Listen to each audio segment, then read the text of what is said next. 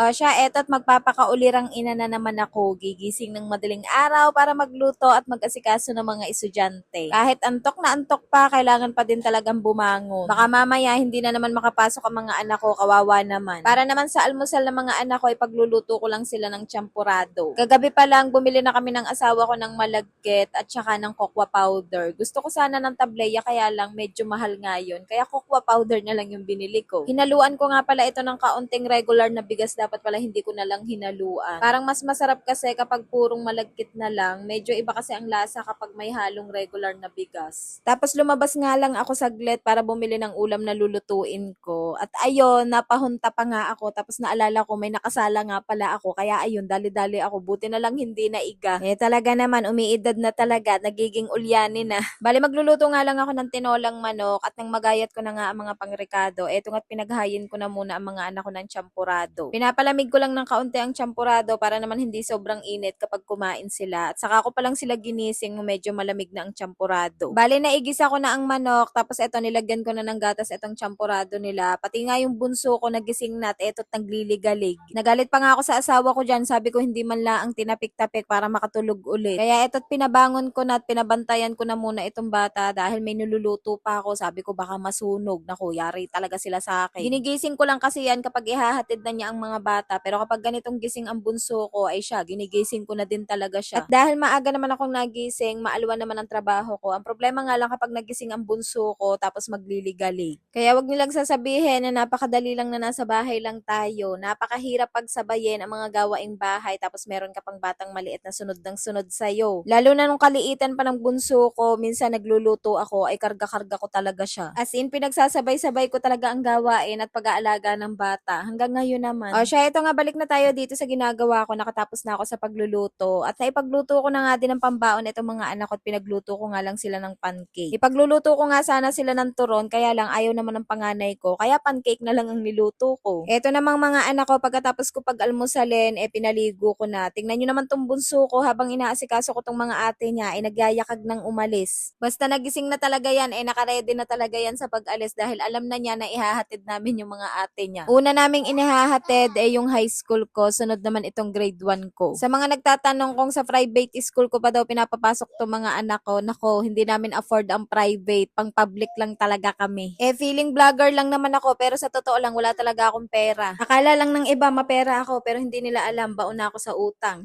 At ayun nga, nang maihatid nga namin ang mga anak ko, pagka-uwi, pinaliguan ko naman yung bunso ko pagkatapos pinatulog. At habang natutulog, eto, naglinis naman ako dito sa kwarto nila dahil napakakalat na talaga. Gusto ko nga din sana matulog, kaya lang ang dami ko talagang kailangang gawin, tapos maglalaba pa nga din ako. Ang ending, hindi na talaga ako nakatulog.